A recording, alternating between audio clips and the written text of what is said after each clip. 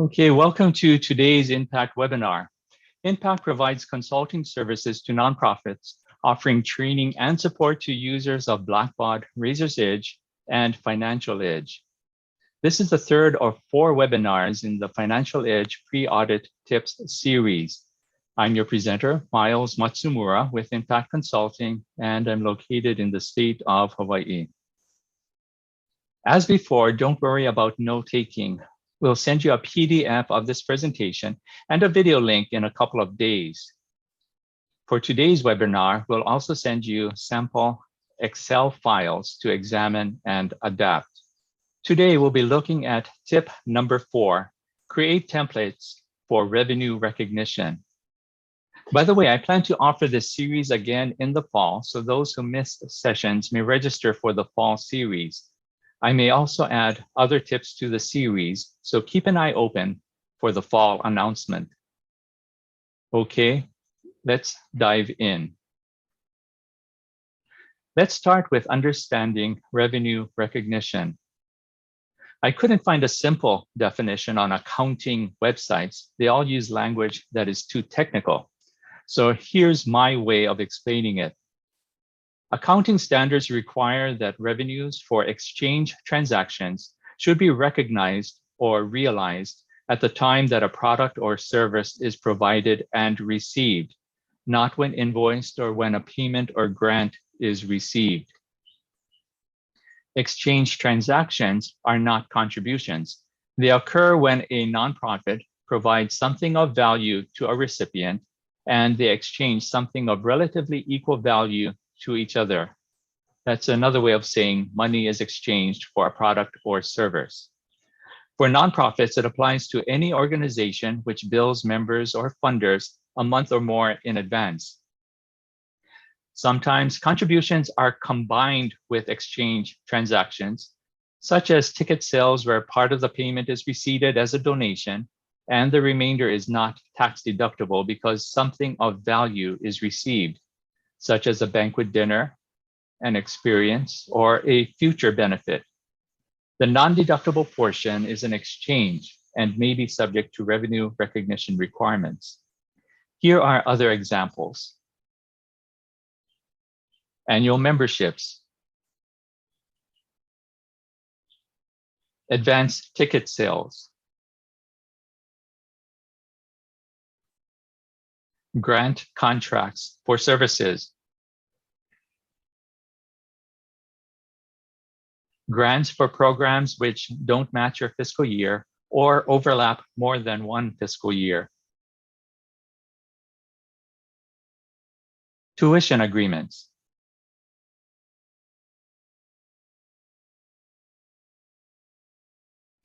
so you must adapt revenue recognition to your own organization's accounting requirements.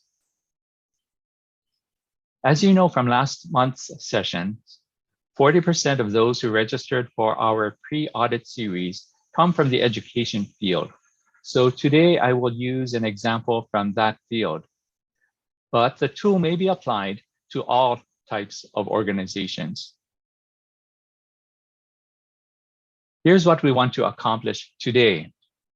Build a trial balance report template for revenue recognition and build an Excel workbook of monthly templates for revenue recognition. If they're designed just right, you'll be able to run your custom trial balance report just before you close each month and use it to quickly generate your monthly journal entries for revenue recognition. Let me repeat that. If they're designed just right, you'll be able to run your custom trial balance report just before you close each month and use it to quickly generate your monthly journal entries for revenue recognition. Let's do a quick walkthrough. Go to your trial balance reports for monthly revenue recognition. You'll export the report, download it,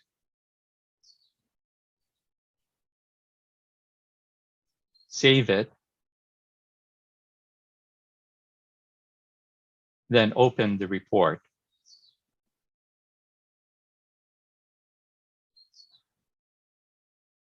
From there, you'll select and copy a range of cells for transfer to your workbook. You'll open your revenue recognition workbook.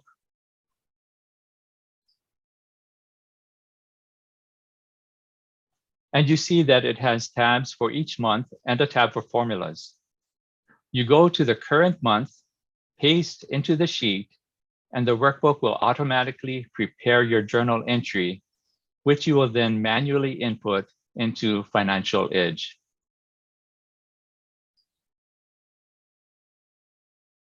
That's the monthly revenue recognition procedure.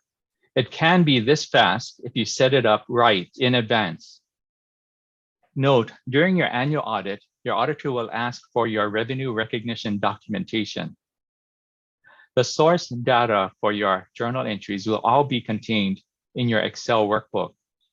So each month, when you post your revenue recognition journal entry, you should record the journal entry number on the sheet for that month.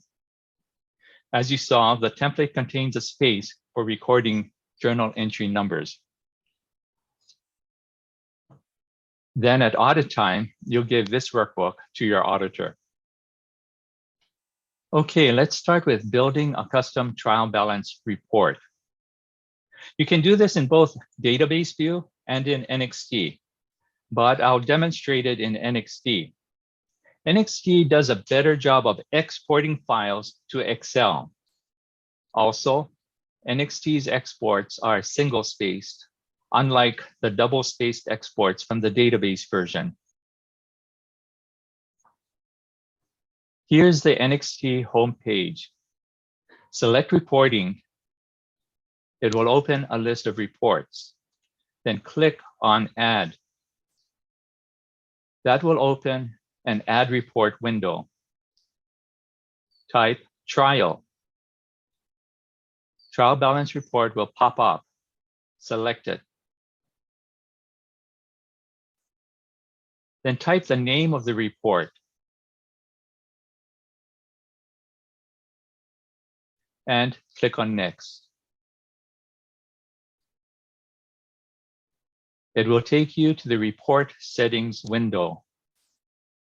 Enter a subtitle. Then click on Dates.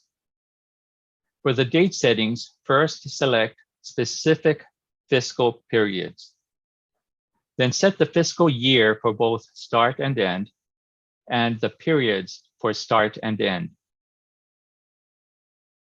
Then select Content. On this page, you should check mark the Show Worksheet Adjustments column. We'll modify those columns to generate journal entries. Then select Filters. On the Filters page, you need to make sure that both of these boxes are checkmarked. The reason for that is for use as a revenue recognition template, the Excel rows must not change. If these are not checked, then accounts without activity will shorten the report and change their row numbers. Rows for copy and pasting will then not align to the workbook. So for this report, checkmark those boxes. At the bottom, click on Add a Filter. Another window will pop up. For Filter by, choose Accounts. Then in the next box, choose Selected. You should not select Range. If during the year others add accounts to the range, those new accounts will change your row numbers. Then you will have to manually adjust the rows on each sheet in your revenue recognition workbook. Using Selected allows you to maintain control of the report's row numbers. Now, if you do add new revenue recognition accounts, you will have to readjust both this report and your workbook. So choose Selected to maintain control. That will open another pop-up window. You will input the first account number in this box and continue to add more. Here's a sample list of accounts after inputting. We have two sections, Deferred at the top and Revenues at the bottom. The idea is each month you will use the templates to transfer balances from deferred revenues to revenues. When run monthly, the trial balance revenue recognition report will provide the month-end balances. The revenue recognition workbook will then allocate the amounts to be transferred that month based on predetermined percentages. After you've finished, save your filters, then save and run your report template. This is what the report looks like without data. Yours will have real numbers. To create the revenue recognition workbook, you will need to export the report. Use the third option. You might have a question about the difference between the two export Excel options. The first one sometimes results in corrupted files, but export Excel data always seems to work. Here's the exported spreadsheet. At this point, the numbers don't matter. Before you create the workbook, you will need to delete all numbers in the columns, but keep the template formatting for all columns. That brings us to our second objective, build an Excel workbook of monthly templates for revenue recognition.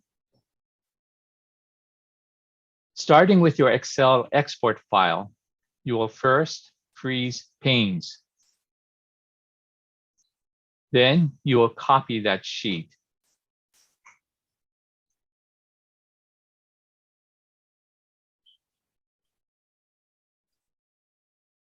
Next, you will right-click to rename each tab. The first sheet will contain percentages for formulas. You can name it whatever you wish. For our example, I named it Formulas. I named the second tab July. Since this example is for a school, the first month of the fiscal year is typically July or August. Next, you will highlight the cells shown. This step is for unlocking those cells. Let me explain. When your workbook is completed, it is too easy to mess up your formulas.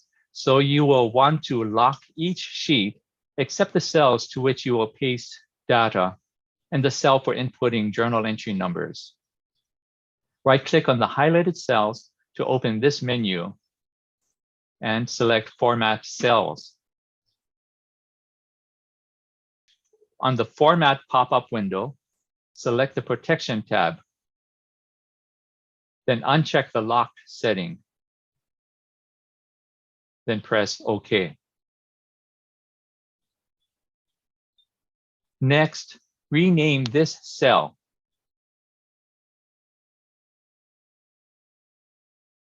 Then unlock the cell next to it.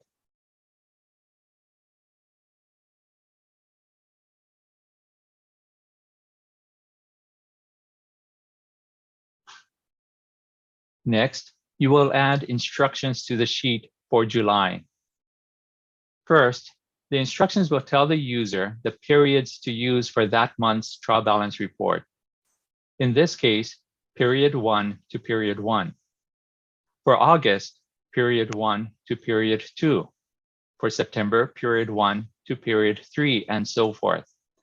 Each month, you will always start from period 1 in order to catch after-the-fact adjustments posted to prior months. Second, the instructions will tell the user the cell range to copy from that month's trial balance report and the destination cell to paste it to below. Note that I recommend pasting as values to prevent formats and formulas in the report from being copied into your workbook. We just want the numbers. As I mentioned, you will lock all sheets once your master workbook is ready for use.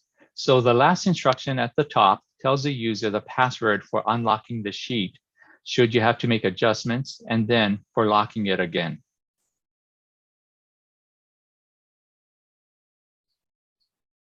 The next step is to set the number format for columns C to H. I recommend that you select accounting format without the dollar symbol. With this setting, when a cell has a zero value, it will display as a hyphen. That's better than seeing zeros in every cell. You'll just see the numbers that matter.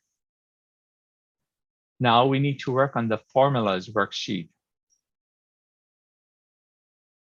Remember that we copied the trial balance report unchanged to that tab. Delete columns C to H and replace them with columns for the 12 fiscal months. We will need to format the deferred revenue rows for percentages. Highlight the cells for those rows under the 12 months. Right-click on the formatted cell to open the format window.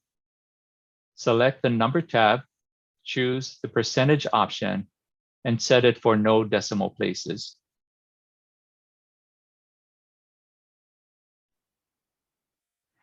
Next, we'll add 2 rows of numbers to the top section.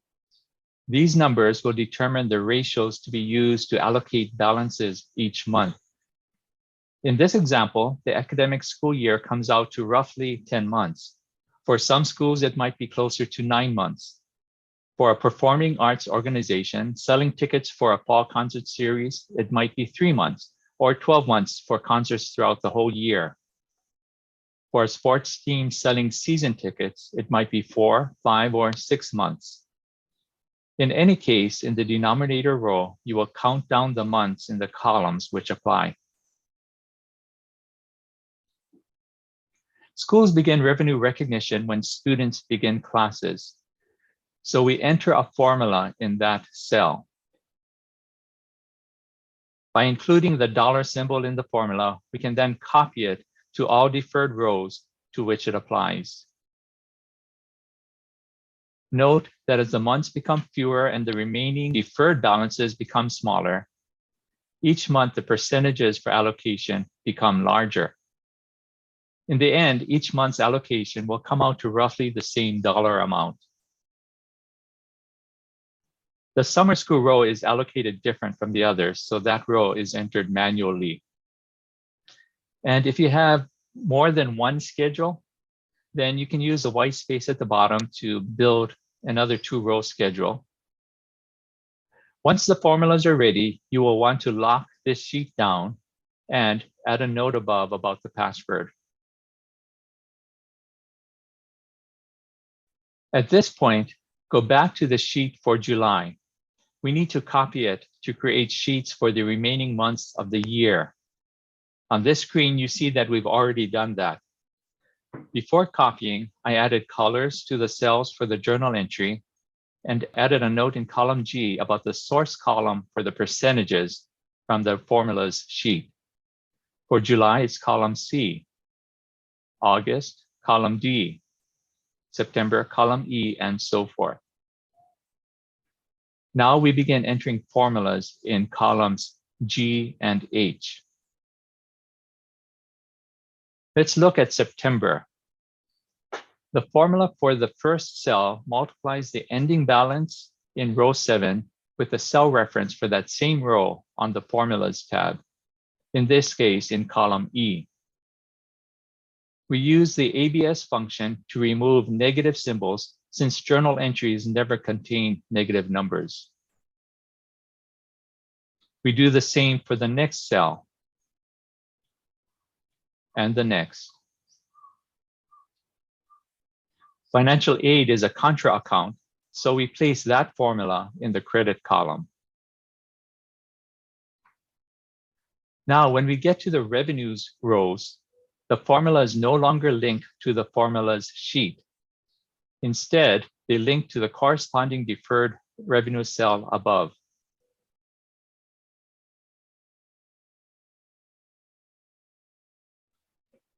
Financial aid is an expense account, or in some schools, a contra revenue account. So the formula goes into the debit column and links to its counterpart in the credit column above. You get the idea.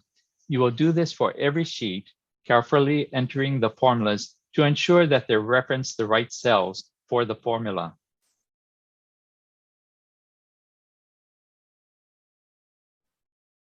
We're at the 20-minute mark. So once you've verified all of the formulas on every sheet, then you begin locking down those sheets. The unlocked cells will take copy and paste entries, but your formulas will be protected. I also suggest that you keep an unused master copy and duplicate it each year for your working copies. As I mentioned, I'll be sending you the PDF and video of this presentation, along with a sample trial balance report and a sample revenue recognition workbook, so you may study and adapt them. Okay, now we do have time for questions. Just turn on your mic and camera and ask away. I'll also hang around afterwards if you have more questions. Okay, anyone? Miles, in the situation for a museum, which we are, where we have memberships, I think it becomes a bit more complex because each month you have a new spread for the following 12 months. Are there any clever ways of setting that up in a way similar to what you've done here? Do you also keep track of the number of people who visit using their annual memberships each time? Yes. Okay. Yeah. If you have your table of the number of memberships every month that come in, if you find that they're relatively about the same, then it's okay to use just this flat rate method, if it's going to average out about the same throughout the year. Now, if you see that they differ, then you might manually increase certain months and then decrease certain months by adjusting the formula on that row. But just keeping in mind, you want to think of the whole year picture more than the specific picture. So if it continues on into the next year, then you might have to have a deferred account, one for the current fiscal year and one for the next fiscal year. I don't think you deal with more than 2 years of memberships at a time, do you? No. Yeah, so then I think you might end up with 2 deferred rows. Right. Which then requires that you have 2 deferred revenue accounts. I would say one for current year, one for the next fiscal year should be sufficient every year. Now on the revenue side, I think they both can link to the same revenue account. That won't matter. Yeah. Does that help you? I think so. Yep. Yeah, and the whole objective is typically I think you would assign this work to one of your staff. So you have to keep it simple. Indeed. Yeah. Okay, Thanks. well, thanks for that question. Anyone else?